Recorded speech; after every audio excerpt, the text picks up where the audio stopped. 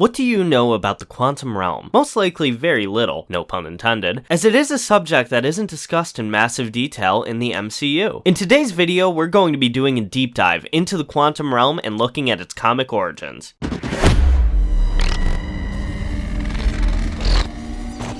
The quantum realm first appeared in 2015's Ant-Man, explained by Hank Pym as a reality where time and space becomes irrelevant. At this point, the only known way of reaching the quantum realm is through the use of Pym particles and shrinking to a subatomic level. Pym develops most of this research while working as an agent of S.H.I.E.L.D., where he begins going on stealth missions as Ant-Man, connecting with colleagues Bill Foster and Elias Starr, the latter of whom planned on stealing Pym's work and harnessing the power of the quantum realm himself.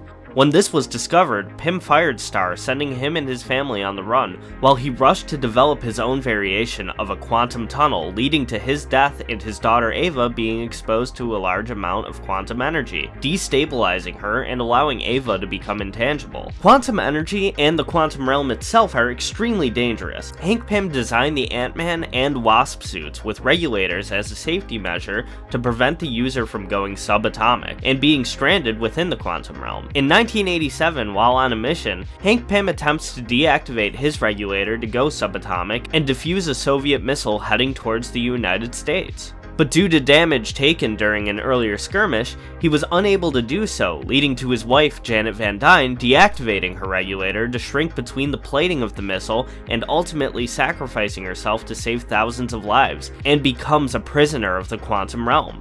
For 31 years, Janet remained in the quantum realm, and because of her time there, she developed the ability to manipulate quantum energy. We also know that during her time trapped in the quantum realm, she began to interact with some of its inhabitants. These details are going to be cleared up with the release of Quantumania, and I'll cover that in a follow-up video. We do know that at some point during Janet's time in the quantum realm, she interacts with Lord Krylar in some capacity, and it seems very likely that she has met up with Kang as well. Following the loss of his wife, Pym quits S.H.I.E.L.D. out of fear of his work being replicated and the dangers of the Pym particle falling into the wrong hands. He retires the Ant-Man suit and the use of the particle, but begins researching the quantum realm with the hope he could bring his wife back. After recruiting Scott Lang to wear the Ant-Man suit and stop the militarization of the Pym particle, Lang, in a similar situation to Janet Van Dyne, deactivates his regulator and goes subatomic in order to stop Darren Cross and save his daughter Cassie's life. This is the first really good look we have at the quantum realm, with the first stages of going through it being similar to what one would see looking through a microscope, eventually reaching an atomic level and then subatomic beyond that. While traversing through the quantum realm, we see flashes of Janet Van Dyne and passes from our reality to another, fading out of consciousness, traveling from one reality to the next. I think this is a good point to bring up the comic equivalent of the quantum realm,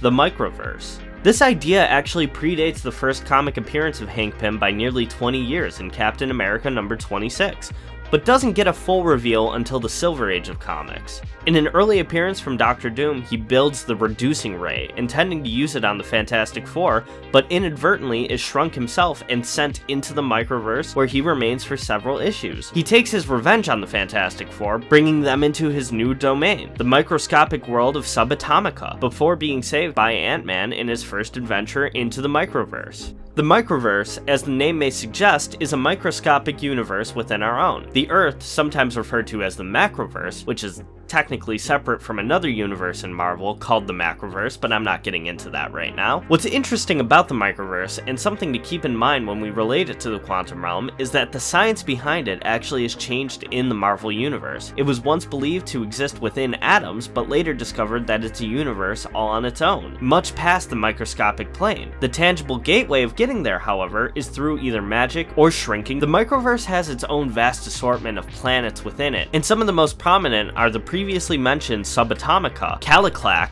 and Kai. They play out most predominantly in issues of Ant-Man, Incredible Hulk, and the aptly titled Micronauts. You may be wondering, who are the Micronauts and why haven't we seen them in the MCU? Or will they be a part of Quantumania? And the very simple answer is, they can. In the 70s and 80s, Marvel published comics based on various toy lines and movie properties, with several of them actually running in continuity of the main Marvel story. The Micronauts were a toy line that is now owned by Hasbro. The most well-known member, Bug, would in the late aughts become become a mainstay of the Guardians of the Galaxy, and James Gunn actually had written him into the team in an early draft of the first film before being told they couldn't legally use the character. As for the name change, the MCU takes some of the more comic book sounding names of the 60s and gives them something that's a bit more fitting in live action. The Cosmic Cube becomes the Tesseract, the Infinity Gems became stones, and the Microverse became the Quantum Realm. Aside from just sounding cooler than Micro, I honestly think this name makes way more sense for the location in general. As explained earlier, you pass through the microscopic plane to get to the quantum plane, so the Quantum Realm is much more cosmic. Scott Lang regains consciousness while floating through the space of the Quantum Realm, and with some quick thinking returns to normal size with no recollection of his experience of going subatomic. Hank Pym explains that the human mind could possibly not comprehend the experience, but Lang's return inspires him to continue his research and begins developing a way to travel to the Quantum Realm with his daughter Hope, leading to the creation of the Quantum Tunnel in Ant-Man and the Wasp. But in the interim, Dr. Stephen Strange, upon his first visit to Kamar-Taj, has his consciousness sent through different realities, one of which we see is the Quantum Realm. This further shows that the Quantum Realm is not just a small universe, but a plane of reality all on its own. The method of traveling there was just discovered through the process of shrinking down to a quantum level. After the construction of the Quantum Tunnel and a test run, Scott Lang experiences memories from Janet Van Dyne, leading to Hank Pym assuming quantum entanglement between Scott Lang and Janet Van Dyne when he went into the Quantum Realm, and it was alluded to through Janet's silhouette appearing to Scott during his journey. The entanglement allowed Janet to communicate through Scott and give Hank and Hope her coordinates, warning them how the journey through the realm can wear on the human mind, and their time frame to get in and out is limited due to the shifting probability fields. They are able to successfully extract Janet from the Quantum Realm, leading to herself and Pym continuing their research of the realm and harnessing its energy to help stabilize Ava Star. One of these experiments occurred during the Avengers battle with Thanos in Wakanda. Hank, Janet, and Hope are all killed due to the snap, stranding Scott Lang in the Quantum Realm for 5 years before accidentally being pulled back.